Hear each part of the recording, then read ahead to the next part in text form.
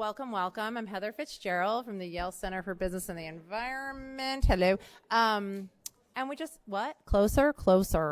Thank you. Just want to say thanks for coming. Like, we're really excited. This was born out of, this whole Moving the Needle series was born out of student interest in sustainable fashion. Thais, our student over there, has been spearheading this initiative over the past year, and we're really excited to see it grow and what it can be in the coming years. So thanks for coming. I'm going to turn, this has been a great collaboration with students and lots of people from inside of Yale, outside of Yale. So again, so excited to see where it goes. I'm going to turn it over to our first speaker, Maitel Peleg, who has been really, really helpful in especially this panel, bringing this panel together. So she's going to talk for a little bit, kind of lay the groundwork, and then we'll turn it over to the panel. So thank you.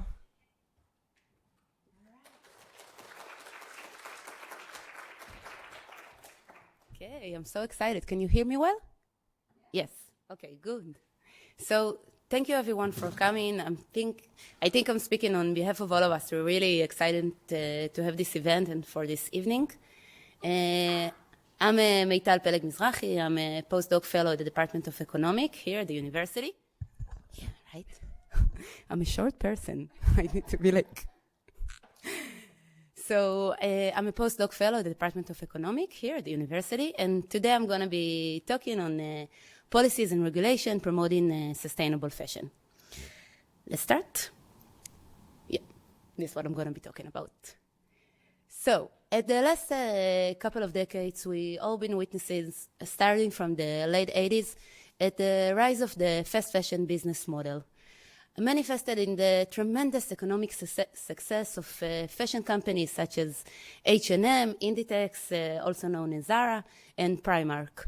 All of those companies are highly profitable companies. Continue on to the next generation of fast fashion companies manifested by first digital players such as ASOS and Boho, and up till those days where we are witnessing the rise of the ultra-fast fashion companies that upload into their website between 3,000 to 7,000 different items each and every day, selling what we call today single-use clothing. Those are clothes that we use for one time, and due to their usually low quality, we can't even use them for more than that. So this is what we're talking about. Now, the rise of the fast fashion industry, or the fast fashion business model, has transformed the fashion industry into one of the most profitable industries there is. This is an industry who is worth $1.3 trillion according to conservative estimation. Might even worth more than that, and employed more than 300 million workers worldwide. So this is a lot of money industry, in simple words. But it's not only one of the most profitable industries, it's also one of the most polluting and exploitative industries there is. The fashion industry is considered to be responsible for the annual use of a quarter of the toxic chemicals in the world, the second biggest source for polluting of sweet water that otherwise would use people for drinking water. She's responsible for 35% of the microplastics in the sea, you know, the tiny plastics that we can't see but are in our food and in the water that we are drinking. Responsible for billions of thousands of non-recyclable textile waste, emitting every year, and emitting more greenhouse emission than the entire flights and private vehicle combined. So this is a very, very polluting industry. But it's not only an environmental issue, this is also a social issue. The fashion industry is considered to be also a very exploitative industry.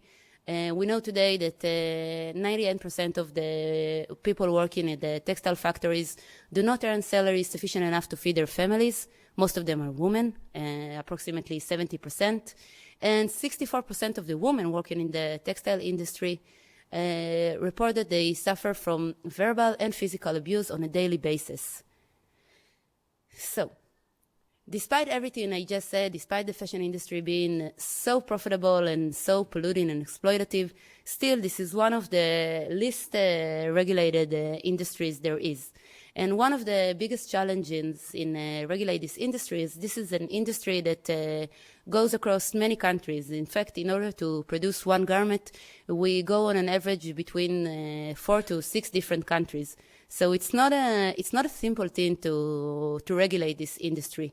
Regulate a good, efficient regulation or policy regarding this industry will have to go through multiple countries. But it doesn't mean that there isn't any regulatory or policies regarding the fashion industry. In fact, there are plenty of policies and regulation regarding the fashion industry, such as the OECD due diligence, the Australian modern slavery law, the Bangladesh Accord, which I'm sure Mark gonna talk shortly, and all kinds of different regulation. Most of them started rising from 2013 after the Rana Plaza disaster, in which more than 1,000 workers were killed and 3,000 more were severely injured. So we do have a lot of regulation, not perfect, but we do have. Now, in the next 5 minutes, I want to talk about the major regulation that we know today in the world, but I'm going to be talking about it in a nutshell. This not all the regulation there is, and not even the most important ones, so please don't think those are the only ones. So what regulation do we know of?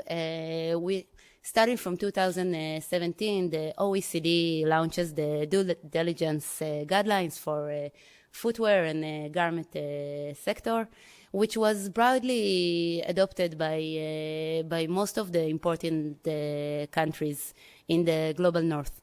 Now, this is great progress and it's very important, but there's two major issues with this due diligence. One, it's voluntarily and not mandatory. Means nobody has to apply to them. It's according to their goodwill. And the second, and this is the biggest problem with most of those policies, is the enforcement.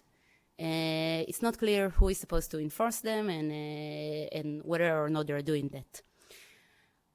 Following that, in 2018, the Australian government launched the modern slavery law. It came in force. It stipulates that every fashion company selling apparel in Australia have to report any potential risk or hazards regarding modern slavery or human trafficking. Now, again, this is a very important piece of legislation, but the biggest issue is, once again, the enforcement. In 2019, the UN launched the United Nations Alliance for Sustainable Fashion that supports producers of sustainable fashion and providing them with tools and finance for sustainable fashion. Now, I chose to mention the EU Alliance for Sustainable Fashion because many times when we think about policies and regulation, we tend to imagine fines and all kind of regulation in the forms of sticks. But actually, policy can be also on the positive side in the form of carrots, and I think this is a great example for how we can create policy that support those who are creating sustainable fashion and not only punishing those who are not. A few more important regulations in France, starting from 2019, fashion stores and retailers are no longer allowed to discard the unsold clothes, which is very important regulation considering the fact that less than 1% of the textile waste in the world is being recycled. So this is very important. And in California, in 2021, the SB 62 law came in force, stipulates that textile factories are no longer allowed to pay the workers according to their input. They have to pay them by the hour, which is really important. And this law allows the textile workers to sue the fashion companies for any violations of their right, and not only the textile factories. Now, it might sound not important, but this is actually very, very important because 97% of the fashion companies manufacturing and outsourcing. So allowing the workers to hold the accountability for the fashion companies is a major progress. Two more important legislation. One is the New York Sustainability and Social Accountability Fashion Act. It's a long name, which I'm not going to talk at all because Michelle and Dr. Kelly is going to talk about it in a few minutes, but it's great. Trust me. And finally, the EU strategy for sustainable and circular textile coming as part of the European Green Deal. Now, I can talk for 20 minutes only about this tragedy, but don't worry, I'm not going to do it. Don't worry. But there are a few important objectives to this tragedy, and the major one is to make textile products more durable, recyclable, and repairable. And in my opinion, this is very important, but it's not addressing the main issue because the reason why we produce so much textile waste is not because the clothes is not durable enough or not repairable, but rather because the trends are changing so fast. In simple words, what we need to change is not the consumption products, but rather the consumption patterns. And that is much more complicated. So, coming for my final slide, why is it important? Why does it matter? And why do we need to talk about it tonight? So, as I said, the fashion industry is one of the most profitable industries there is. This is a $1.3 trillion industry that is a substantial driver to the global GDP. In simple words, this is a major economic force that cannot be ignored. But it's not only a major economic force, this is also a culture force. Fashion is one of the most important and influencers factors on our culture, teaching us what is wrong and what is right, and create, consist inside of it, endless creativity and groundbreaking thinking. So if we can combine the economic force and the culture force of the fashion industry, we can promote new business models in the countries that are already manufacturing most of the garments in the world today. And with the help of sustainable fashion and promoting sustainable fashion via policy, we can not only address the environmental issues of the fashion industry, but in my opinion, we can address the climate crisis as a whole. Thank you.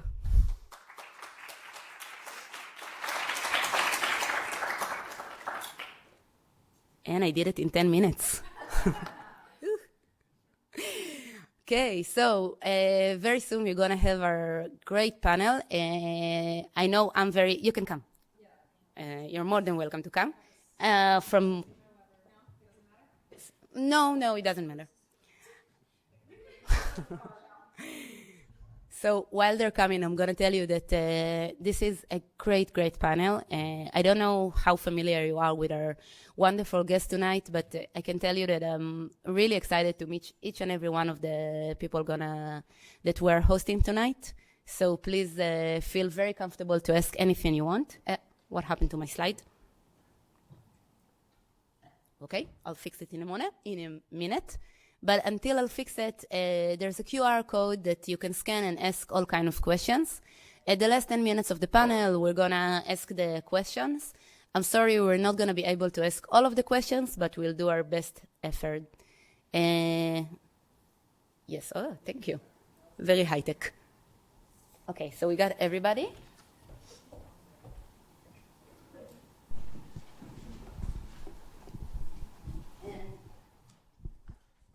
And hi. We have also Assembly member Dr. Anna Kellis with us, right over here. So my first question is for all of you, and once again, thank you so much for coming tonight. The first question, please tell us about yourself. What brings you here tonight? Assembly member Anna, if it's okay, we'll start with you. Sure. Well, I don't come to politics in a very direct path. My undergrad was environmental studies. I was a guide in the Amazon jungle and did research for a while and worked as a high school teacher there. I got my PhD in nutritional epidemiology, looking at the impacts of urbanization and changes in affluence in developing countries on health consequences. was a dean of a school of nutrition, ran a nonprofit on environmental issues, somehow got into activism, which led me to politics. So very, very windy road. I'm the only, I think, epidemiologist that I know of in the United States in state government. So I spend a lot of time trying to uncover data and sort of facts-based solutions to environmental issues. This bill was brought to me by one of my Senate colleagues, and knowing my background, she asked if I would be her co-sponsor in the Assembly. And my life has never been the same. I've gotten very deep into the issue and passionate, happy to be here. Environment is one of my biggest lanes that I carry in the Assembly. I'm sort of known as one of the environmental scientists there. So it has been a 2-year process of really educating people about the global impacts of the clothes we wear. People typically don't think about that issue.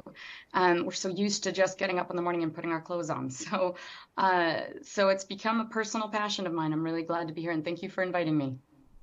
Thank you. Thank you. Yeah. Right, you can hear me. Okay. Professor Annette. Great. Thank you so much for having me. Thanks all of you for coming. I'm thrilled to be here tonight. Yeah, my story. I grew up actually in the area, and I went up to Boston to study, got involved in activism there. And as soon as I graduated, I moved to Central America, and I ended up in El Salvador in the late 80s and 90s, to date myself a bit. And it was one of the most dangerous places in the world to be a unionist, and most especially a garment worker. And just to put out, a very, very close friend of mine who was a Salvadoran garment worker, leader of the union, was killed for her activism in front of me, in fact. And to this day, I will never stop working for justice for garment workers. Spent 10 years in Central America, came back to the U.S. I was at Cornell, got my PhD there, and went to Penn State, where I've been ever since. And I've been researching and exploring and trying to see this connection now between sustainability, broadly understood, sustainability for planet and sustainability for people, which means, to me, means the lives of the workers who make these clothing. Thank you. Thank you. Shona. Hi, everyone. Well, I grew up in the woods of Pennsylvania, and in that, I was introduced to nature.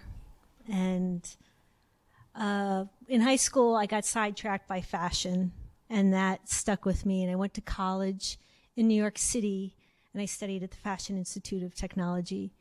And then I went on to work for about 10 years, and had the honor, really. I felt like an honor. I was jet setter, going around the world, sourcing stuff, making clothes. It was really cool. But you also get to see things when you do that. And I was very young and impressionable. And so I saw the factories. I saw the workers. I saw the dye houses. I saw the resource use. I saw the chemistry. So then I put a pause on it and thought about what I might do differently. I heard about this program at Yale Industrial Ecology. I come for a little open house, and I talked to one of the guidance counselors, and they said, so where did you go for your undergrad? I went to FIT. MIT? No. Fashion Institute of Technology. But it was a great experience to be here and study industrial ecology, and that just took me on to a life dedicated to the work around sustainability. And I would just say to that point, I lost my values a little bit. I love nature. I kind of took a sidetrack with fashion, but I was able to bring that back, and it's something to remember, particularly if you go into business, of how do you hold on to your values? How do you hold on to your personal purpose as you navigate the world of business? And the last thing I would say about why I'm here is because I want you to know that you can move a big ship. You can change the direction of the big ship. I'm seeing it happen. It's real, but we need more of you helping us. So thanks. Thank you. Oh, how am I going to follow that? Thank you, Yale Center for Business and the Environment, for having me. My story parallels Shona's. I worked in the fashion industry. I'm from Ohio. I went to design school at the University of Cincinnati, and I thought that my greatest ambition would be to have my name somewhere. And like Shona, you see what it means to make fashion, and you can't unsee it. And so it causes you to change if you are a vulnerable person and a person that cares about people and the environment. And so, I had been working, my last job in the industry, I had been working at a sustainable business, a business that was striving to do better earnestly and honestly, and I still couldn't do it. And so I got an opportunity to go back to grad school. And I got my master's at a really small school in downtown Manhattan that I now lead. And it's called GCNYC. Frankly, I couldn't afford to go to grad school, so it was a deal that I couldn't pass up. That's really changed my life. So I lead the America's only sustainable fashion research graduate program. And in line with all of these wonderful people, are here to say that it matters. Like, I can't tell you how meaningful it is that the School of the Environment is having a conversation that you all are asking about fashion. I can't tell you how powerful that is. And, Maitel shared so much about why it matters. We know why it matters. One of the most scary and detrimental parts about fashion is that it suffers from a willful blindness. No one cares about it because they think it's about ladies making garments at fun times in their homes, but it is so material to the entire shape of our world today, geopolitically, environmentally, socially. The list goes on. And so I commend you for being here today and asking for this, because it's powerful. Thank you. So my next question is for you, Professor Anel. You kind of touched upon that, but as a person who has been involved in sustainable fashion for so many years from the perspective of workers' rights, how do you perceive the connection between the environment and workers' rights in the context of sustainability? And does this connection contribute to the efforts for sustainable fashion or pose challenges? Yeah, great question. Really challenging question. I'm going to time myself here. I know we're tight on time. Yeah, I think absolutely there's a very strong connection. One of the things I've been exploring through my research is what myself, others have come to call a squeeze in the supply chains, and these very powerful economic actors, many of them you mentioned, have this disproportionate market power, and they use it to pressure downward to reduce prices and other purchasing practices. And it puts a squeeze on factory owners, and through that it puts a squeeze on workers. And that sort of, and I detail all of that. And squeeze includes not just on wages, but work intensity, and that often leads to, when workers can't meet these unsustainable goals, to harassment and abuse. But it's also a squeeze on the environment. I mean, if you're being squeezed on price, you don't have the resources you need to properly address those issues. So there's a squeeze on workers, there's a squeeze on the environment through this supply chain system. Where there's could be a potential difference, I don't think there is if we think of it more broadly, is this, I very much agree with you about consumption. I think at the end of the day, we really have to consume less. There's just no other way around it. As it's been said, you can't have, infinite growth on a finite planet. So if we're talking about consuming less, we're going to be talking about producing less. So then the question is, are we talking about less jobs? I don't think so. And the reason is, when I do research, I see workers doing not only 72-hour work weeks, but also at this pace of production that's incredibly inhumane. So I think this is my beautiful vision of the world, right? You reduce those working hours, you have humane hours of work, you work less, but you earn more. And we, on the consumer side, we buy less, but we pay more. We buy quality. And I think in that way we can make these two goals meet. I couldn't agree more.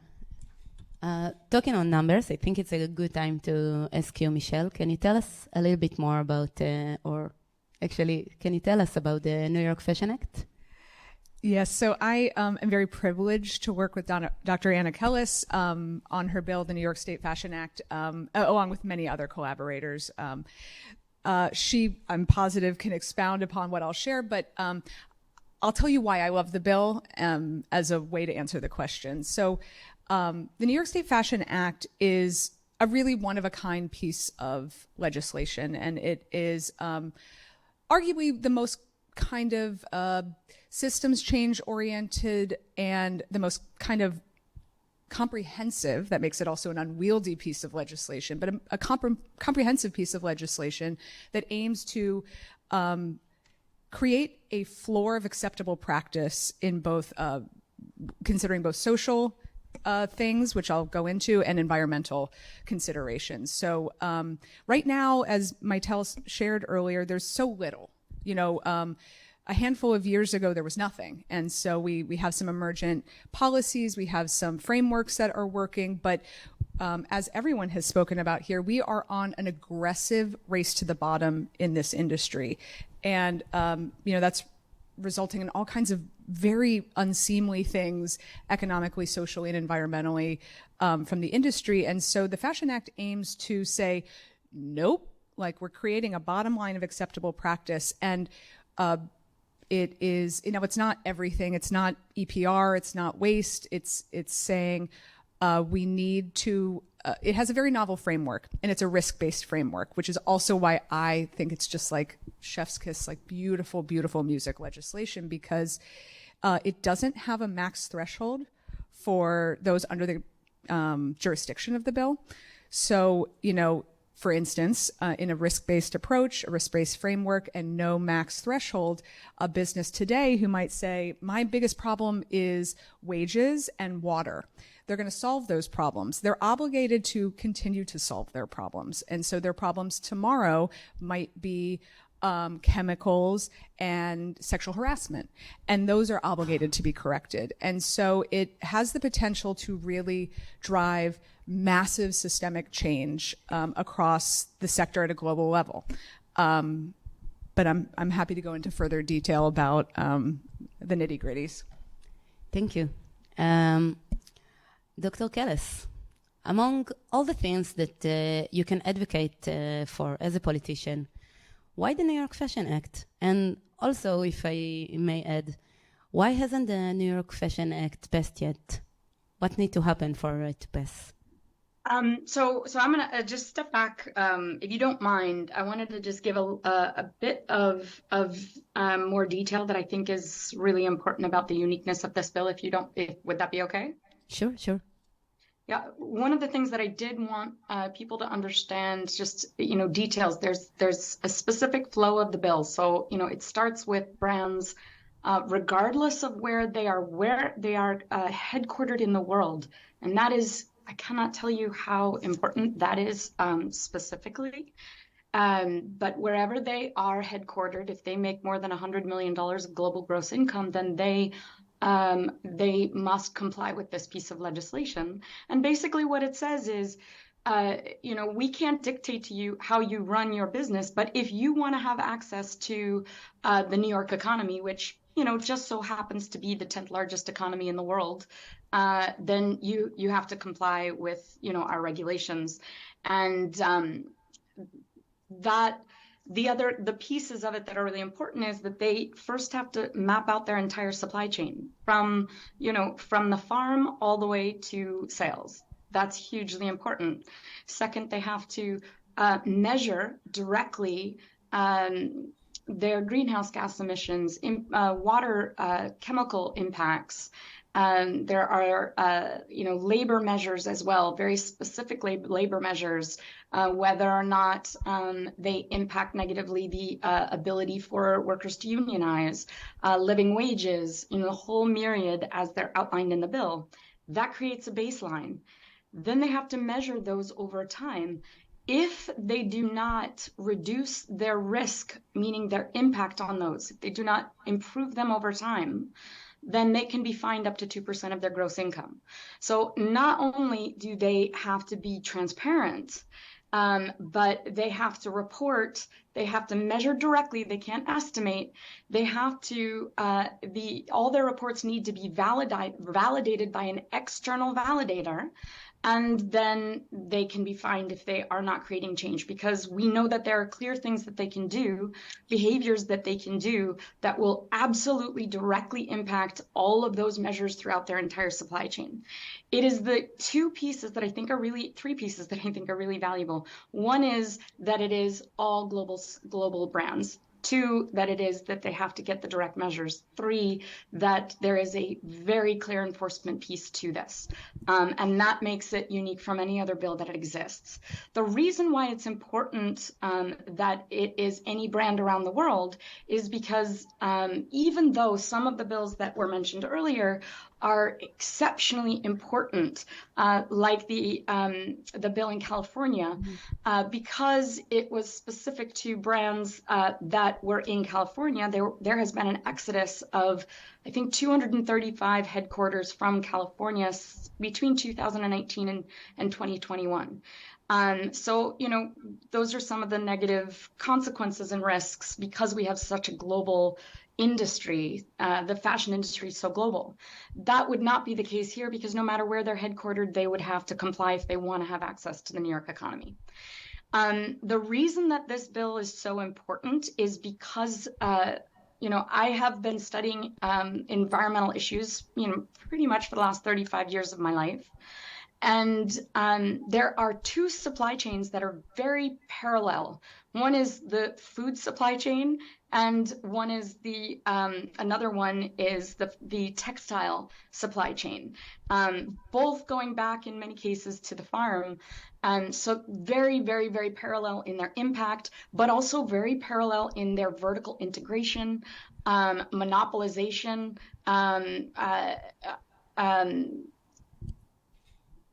there's a word I was looking for, which sort of imperialism is the word I was looking for, from the global north to the global south. And so the minute that I saw this, I was drawn to it because it's very rare that you can have one bill that would have such a profound impact on millions. I think the estimate last I saw was like 700 million people, and a global impact on the environment. Both in greenhouse gas emissions and water quality. Both of those two, I think, are things that we in the environmental world really struggle to address on a global scale. And because they're globally linked, right? Air is not constrained to any one state, any one country. Neither is water. The efforts that we do within individual states and individual countries will not create global solutions. Only global solutions will create global solutions. This bill is an actual global solution. And even though it's just New York State, it will have a global impact. I don't need the rest of the country to also pass this bill. There are 4 other states that have introduced it in inspiration from this. But what we do need is coordination between what's happening in Europe and what's happening in here, because the worst thing that could happen is that we all have different regulations and different requirements that we're putting on the brands, which will literally make it impossible for them to comply to all of them. So that's one of the things we're working on. As far as the bill passing, I remember my first day in government at the state level, because I was a county legislator before. And this was literally my first day, first half hour in the Capitol outside the chamber. And one of my now friends and existing colleagues said, oh, it's so exciting to have another environmentalist. Just know the average amount of time that it takes to get a bill through is about 7 years. So anything less than that you're doing great. And it really does take a very long time to get a bill through. But if you're doing something as transformative as this, and it impacts as many stakeholders as it does, and you're doing it right, it is going to take some time. And what we've been doing with this bill is we have been engaging the unions. We have been engaging the brands. We've been engaging the manufacturers. We've been engaging governments throughout the United States and internationally, in Europe, the global south, because if you force a bill down people's throats, they are going to fight the regulation and implementation and enforcement. But if you have people who are joining together, then when the bill passes, you will have very strong implementation. Just because you have a great bill on the books does not mean it's going to be a great bill in reality. So that is like super, super important. And so I expect, this year we are the closest we've ever been. I would love to see it pass this year, but even if it doesn't, this is the third year. I think that we are getting very close, and it has the potential to pass this year for sure. So that's a very long answer to your questions, but I think all those pieces are really important. Thank you. You just made me a little bit more optimistic. So we already done something good. Shona, Absolutely. I wanna come to you. Can you share the key sustainability principle that have guided Aline Fisher as a brand and how they developed over the years? Yep, sure. Well, so I guess you guys, I don't know, how many of you are familiar with Eileen Fisher? Is that a name you've heard of? Okay. I'm familiar, and usually I'm not from here. Usually the second thing is, yeah, my mom wears Eileen Fisher. But we hope to get you guys wearing Eileen Fisher at some point too. The easy high-level version of it is simple and sustainable. So the product is meant to be very timeless, last a long time. Eileen is a real person, still alive, still very much a part of the company. It was inspired by Japanese design and the kimono. That's something that lasted in their culture for at least 1,000 years, if not longer. So that idea of this, I think what I'm wearing, this is probably like a 15-year-old jacket, and these are like 10-year-old pants, I think. So they just, it lasts, and it's simple, and that's what the aesthetic is of it. It's also, we're privately held, kind of from the business model side, to be thinking about that. We're privately held so we can do things differently maybe than a public company can. We're women-led. We're mostly run by women, so, and men that are very comfortable with their feminine energy. That's different, It's more like, instead of the directive of the masculine energy, let's make a decision here, there's more of a circle of let's have a dialogue about this, how are we thinking about this, and then ideally we're putting some masculine energy into it too, and making a decision. We're 40% employee owned, and we're a certified B Corp, so we're required to be thinking beyond profit and incorporating social and environmental issues into our work. And not that the B Corp is even enough. We know where we have to go, but it does help frame things up. I would say there are two things that we're doing. One is around life cycles. So the idea of raw material, where is it coming from? Industrial processes, how are those happening? Use phase, the consumption component, next life and end of life. And then if beyond the environmental piece, how do you layer in policy? How do you layer in social issues there? So what's happening at the raw material level from a human rights perspective? What's happening in industrial processes from a human rights perspective? What's happening around policy around the field? What's going on with the Farm Act? Are they putting regenerative ag into that? Where is that going? What's happening in the other countries where we're working and their policy issues on industrial processes? So that life cycle thinking piece has been really helpful for us. I would also say we think about the nested dependencies and the relationality of things. So, it all starts with the individual going into an organization, going into a team, becoming a leader, and how they're relating with others, how are they relating with society, and how are they relating to the planet? Is it there? Are we connected to nature and nature systems, or are we totally disconnected from them? And so how do we create those synergies? So we talk a lot about circles. And now going forward, I would say those circles continue with circular economy and regenerative. And what does regenerative design look like, beyond the farm? How do we make something that will actually biodegrade or be food for the next item? So I'll stop there. That's very impressive. Okay, so Michelle, my next. Not perfect by a long run, you know. I don't but think we can achieve perfect, and I don't think we should achieve or even inspire for perfection. Transparency is so rare, which is amazing by itself. So, again, very impressive, and thank you. Michelle, my next question is to you. Very short and easy question. What are the key challenges facing the fashion industry in adopting sustainability principles and practice and policies? Very short one. Short answer. Yeah. And I'm positive that everyone here can add their contributions. I also just want to plus one some of what Shona added. I worked for a brand called Mara Hoffman, you might be familiar with. And we were able to do what we were doing because Eileen Fisher helped us. So I also want to make clear that one of the principles of Eileen Fisher is assisting other businesses on their sustainability journey. And it was meaningful for us. We literally couldn't buy organic cotton by ourselves, and we were able to tack on, as a first step with them. And so much of our strategy came from their guidance. So collaboration is a real important principle that they have as well. I'm so sorry if I don't. Will you ask the question one more time? I got distracted. Yeah, well, I was Key challenges. Thank you. Key Sorry. challenges in adopting policies. As I went down Easy memory one. lane. Key challenges. Mitel's presentation gave you so many.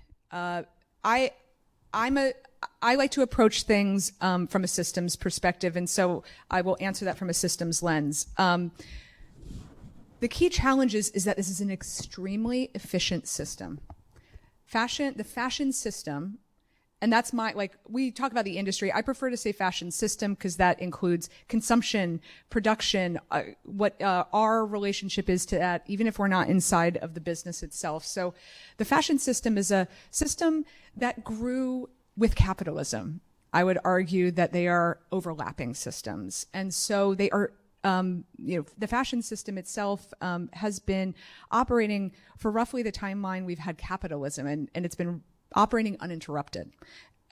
These policies are some of the first we've ever experienced, and so the system has been getting really good at what it does. And so untangling the complexities that Mitel and all of us have introduced are extremely challenging when the system is very, very good. And what we know about systems is that you can change the moving parts and it doesn't change the essence. We have to get to the function of the system to be able to change it. And, the function of this system is producing more goods ever faster for more money. And we're seeing, again, from everyone's comments, how good it is at that. And so if we want it to not do that, at the cost of literally everything else, humans, environment, you name it, even itself, it's essentially cannibalizing itself right now. We have to change the purpose of that system. And the purpose of that system can be many things. And my research points to kind of two ways to change that system. And one is policy, that if we can get it done and it is done appropriately, it has the opportunity to change that market very, very fast, which can change that system. The other is business model innovation.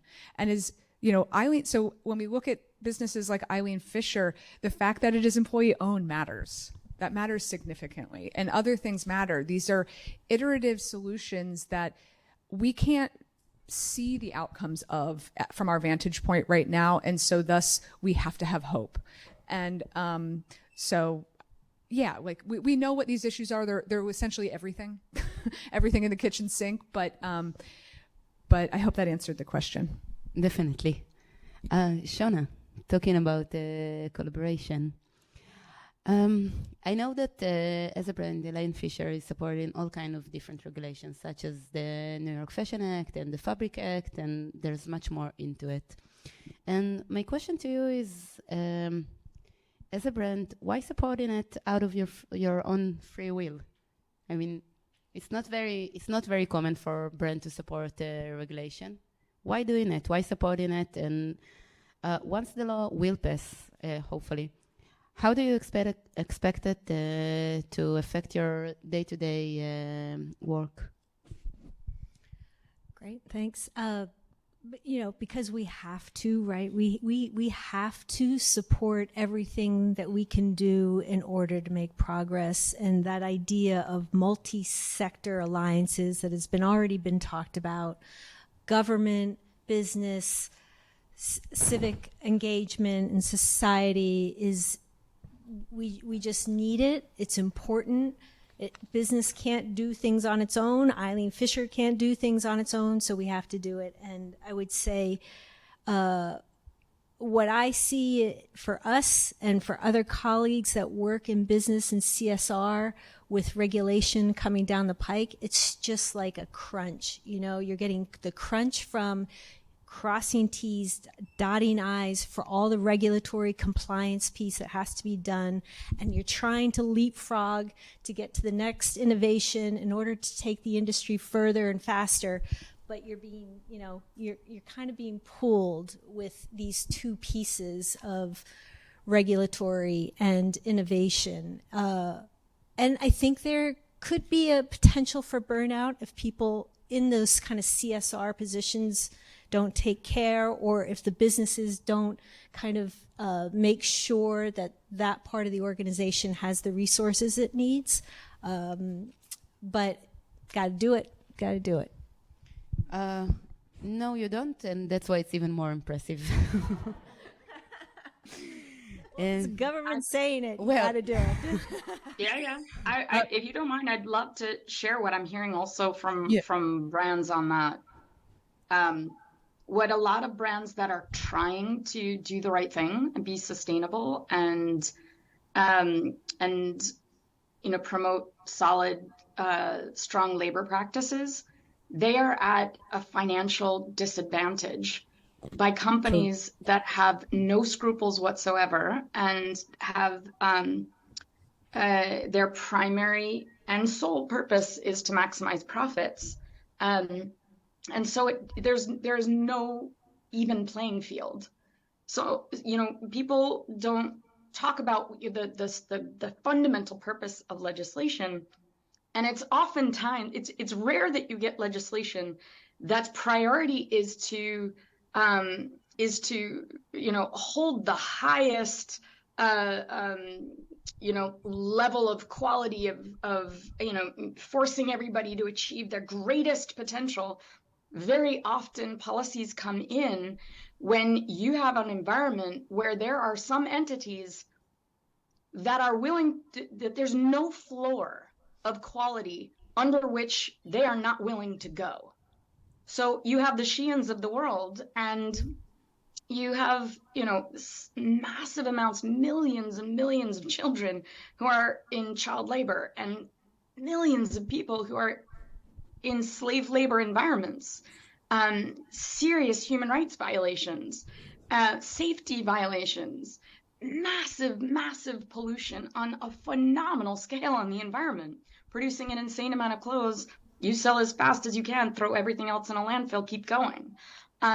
So that's the purpose of regulation. We come in and we create a floor to say, no. We have to create some level of an equal playing field and a floor under which humanity is not willing to let this industry go. And I have found that there are many businesses, many brands. We've been working for Eileen Fisher for years. They have given tremendously wonderful insights and sharing their experience of the industry to help us create that foundation, that will protect everyone and still allow for innovation. So just want to make that clear as well. Thank you. It was very important. Soon we're going to open it for questions, but I do want to ask, Professor Wanner, I want to ask you, I think what is my favorite question. If you could design your dream policy, what would it look like? What would it be? And also, what's the role of the academy in promoting this dream policy? Right. Yeah, I know it's a good question for you. You've been so passionate about it. Well, actually, I hope I don't. I mean, I have a straightforward answer. I mean, I think the New York Fashion Act is the dream policy. When you look through it, everything I spoke about that I care about, purchasing practices, prices, the link between the environment and labor, very detailed explanations of what a living wage is and how you achieve it, detailed explanations on the right to organize and the right to bargain, and just bringing it all together in a very eloquent way. And also what Dr. Calise was saying about the scale and the scope. This has been, he asked, the perennial problem of the industry is the hyper-global competitiveness of the industry in a world that's, regulated at best to a certain degree at national level, but not at the global level. But so that, I think, is there, and I encourage people who haven't seen it, really look through it. It's a model, it's an example. I think that's so important. To talk to the other question about the role of the academic research, and I would go more broadly, I think we have to talk about strategy and what are all the components of it. So policy is such a crucial part of it. I think organizing, I think labor mobilizing, I think advocacy, I think collaboration are also crucial parts of it, and I think academics play a very crucial role. I don't know how many folks here, what level you're graduate students or what have you. I've seen it in my work. It can make a real difference in people's lives. And just to give you a short example, I've been, like I said, looking at this for many, many years, probably 2 decades as an academic. When COVID hit March 2020, with an advocate, we got a call from Bangladesh, from the Employers Association President Rubana Haq, explaining to us just how desperate the situation was at the beginning of COVID. Folks probably know orders were canceled left and right very abruptly. This was kicked straight up to the C-suite, using force majeure clauses, production that was fabric that was cut, not made, fabric that was in process, fabric that was already shipped in some cases. 40 billion had been canceled. And I was asked straight, what can you do to help us as an academic? I dropped everything. I worked day and night for 8 days, and I came up with 8 pages and a survey. What's that? I remember that. Yeah, you remember this. And did a survey, and the first thing was abandon, ? The impact of COVID on suppliers and workers at the bottom of supply chains. Picked up by the New York Times, the Financial Times, the Guardian. The list goes on and on. Within a day, I got a call from one of the biggest brands out there, I won't say them, asking what could be done to take their name off. We listed the brands in order. What could be said to take them off? I said, well, you have to pay up. He said, well, we estimate somewhat for Bangladesh. I said, it's not a cut. Bangladesh was an example. We're talking about the entire global supply chain. So multiply by 10 for this company, what they needed to pay up. And then the movement emerged. Then it was just out of my hands. Then it was activist. It was #PayUp. It was so many different things. And within 3 months, $22 billion was paid up. So I think research can contribute. It's part of a much broader picture. But all of you are thinking of research. Think of that. You can make a difference. You're part of a very important movement and a strategy when you engage in that way. Thank you. Thank you. I couldn't think of a better note to finish this panel. And although I have so many more questions I want to ask, I will let you ask the questions. So we have questions from the audience that you send by the QR code. Okay. So even yes, and then yes. Oh, I'm going to give you a mic. I'm just giving you a mic to people online.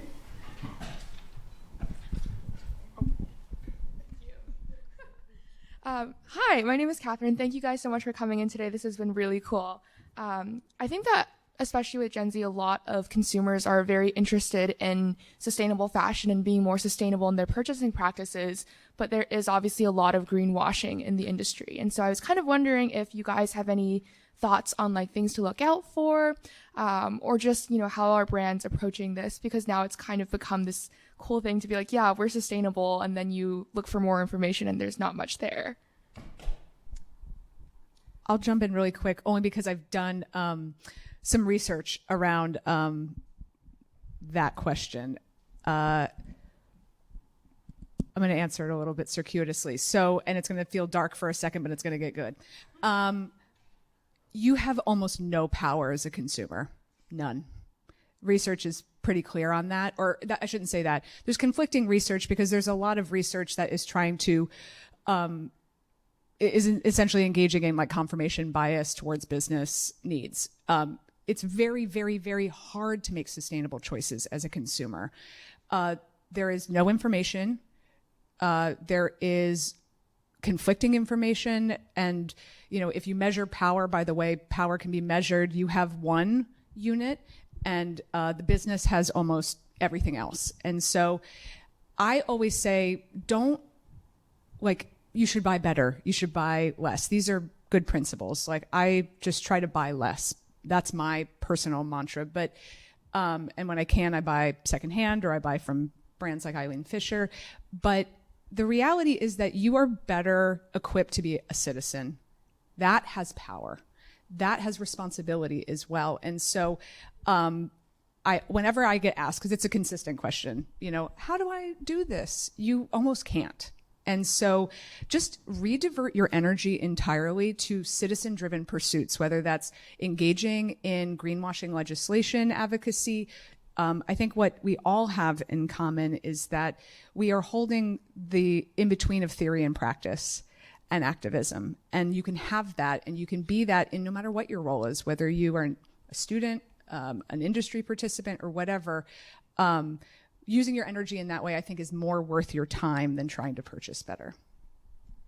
I have to run, and my deepest apologies. It's been such a pleasure to be here. I have a ton of things I want to say to that, but I recommend watching the Fashion Reimagined documentary as a starter. It's a phenomenal documentary on this.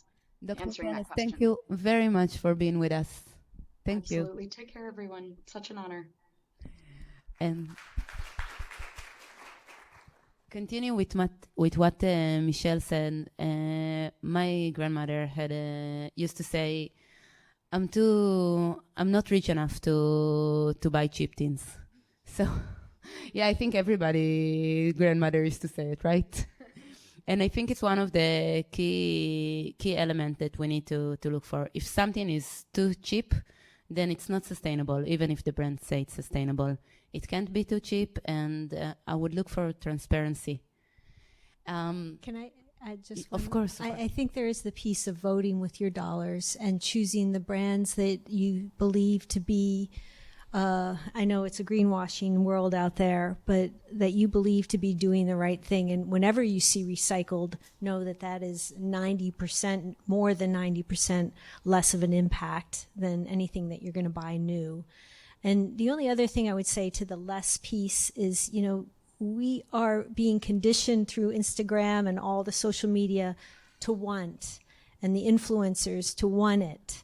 And I think if you can, in your head, think about want versus like, and decide, take a pause. Okay, yeah, I really do like that, but do I need it? And so that's getting into the behavior piece of consumers, because there's lots of messages to tell you, no, buy it, it's so cool. Thank you. You also wanted to ask something, right? Yes, thank you. My name is Milica. I'm a textile waste researcher fellow for NYU Law. So I came from New York for this panel today, just to say that's why I liked it so much. I'm researching extended producer responsibility policy tool. For anyone from the audience who doesn't know, it's one of the tools that helps in sustainable fashion, meaning that the responsibility for textile waste is shifted from local authorities to private sector, meaning that producers are responsible for the waste they produce. And European Union is writing more and more legislation in that direction, and it's part of their strategy that you mentioned. And actually, France is one of the only country that is currently enforcing this EPR, the extended producer responsibility. So I'm interested to hear if you have an opinion on this, and how effective do you see EPR as a tool that could help sustainability in fashion industry, especially in terms of consumerism and decrease of production patterns that you talked briefly. Because if we put more fines on the producers in terms of they have to pay for the recycling process, they have to pay for the return process as well, would that discourage companies to produce less? Do you see it as an effective tool potentially for the US? Thank you. Thank you. Anybody wants to address it? I can talk about everything. You go ahead. Right now, not every piece of policy is super effective in any context, but I think we are coming from so little. We need it all. And we need a web of policies, that are addressing and overlapping and are addressing all these issues in order to be effective. So I think EPR is absolutely part of like a suite of needs we have. And I think it's part of a really meaningful tool, or it is a meaningful tool for driving change. I think, to Maitel's point early, I sometimes worry, not about the policies themselves, I think they're very important, but I think that in the fashion space, we look for the new shiny thing and the quick fix. And I worry sometimes about circularity or EPR, which are absolutely necessary tools in the tool belt, because uninitiated actors or those that are looking for a quick fix, I think can abuse those ideas to avoid having to deal with larger issues. Mm-hmm. And just really briefly, I want to add to that what France particularly and the EU in general is doing regarding EPR is really great work, but it's a work in progress and God lies in the details. We still don't know how it's going to look and what it's going to turn out to be eventually. So yes, this is definitely a step at the right direction, but it can't be the only thing. Much like all the other policies, it's important, but it can be just one size policy fits all. It's not going to work. And in general, I think there's a reason why reduce come before recycle and reuse. So the first thing we need to do is to reduce. And in our policies, we need to aim for policies that cause the fashion companies to reduce the amounts. I think we have time for just one last question, but I want to remind all of you that all of our wonderful panelists going to be outside for the next hour, and you can ask them also one-on-one questions. So please feel free to do it. We have also wine and beer. Final question before we wrap it up. Yes, in the back. Hello, my name is Ashraf, and I'm a master's student here. And thanks everyone for wonderful discussions. I wanted to put one more dimension in addition to the social impacts. That's like the environmental impact being facilitated by the lack of the third-party monitoring and verification systems. So I'm basically from Bangladesh, and I could see if you go to Dhaka, two of the main rivers surrounding Dhaka, it's the water turned completely into black just because of the textile dyeing wastewater. And now I worked for 4 years for the manufacturing factories in Bangladesh, and then I could say that they have all sort of like certifications, sustainability certifications and other things, but it's still, there are a lot of loopholes that you can still discharge the wastewater, like the textile wastewater, without treatment, and you can report that you are 100% sustainable. So I was wondering, like, it's a kind of an open question. Like, I was wondering, is there any option to add policies, any kind of policy that could drive those third-party monitoring system or certification systems so that they can be more accurate and stringent? Mark, you want to take it? Yes. Just because I know you've done so much work on Bangladesh. So. Yeah, well, thank you for raising it. Every time I go, they say they're the most green certified factories in the world, and I share your concerns, and it gets into a bigger issue. I'm sort of more from the social side, not the environmental part of it, but the part of third-party compliance. I mean, this whole system, again, I go back 30 years looking at in the 90s when there were some really big issues emerging in the industry that were around this company, Liz Claiborne or Gap and others, child labor and so on. The question was really then, do you have more government regulation or do you do something else? And the industry pushed for something else, which became known as corporate social responsibility, social audits, and we got into this whole massive world and industry of third-party compliance. It was outside state regulation, and then you get the problem of labeling and what is it, is it sweat-free? Is it, sustainable and all the rest?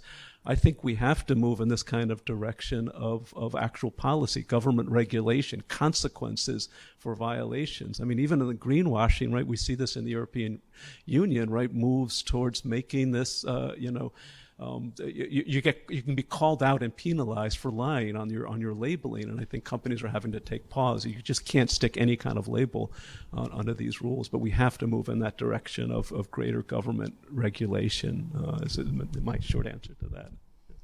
Can I give a little bit of an uplift to that too? I would say that I think the apparel sector is one of the leading on some of the ways of changing things too. We have like Textile Exchange is very engaged at the fiber level. We have Sustainable Apparel Coalition who created the Higg Index so that all the industrial processes can be put into the system. And I know there's still loopholes and there's things that happen, but we have created these systems so we understand what your chemical management plan is and that you are supposedly following all the local laws, and that's been verified through a third-party audit. And we have like the Apparel Impact Institute that's looking at how do we shift energy to renewables as quickly as possible at an industry level. So it's definitely not perfect, and there's definitely work to do, and work is happening. Work is definitely happening in this sector. Well, once again, it's a great note to finish with. I want to thank each and every one of you. Really, it was a fascinating hour. Thank you so much for sharing your knowledge and for coming tonight. And thank you for coming and listen. Thank you very much.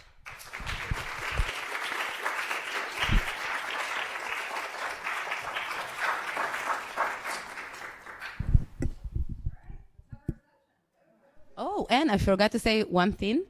On April, we're going to have, it's really short. On April, we're going to have a masterclass on New York Fashion Act.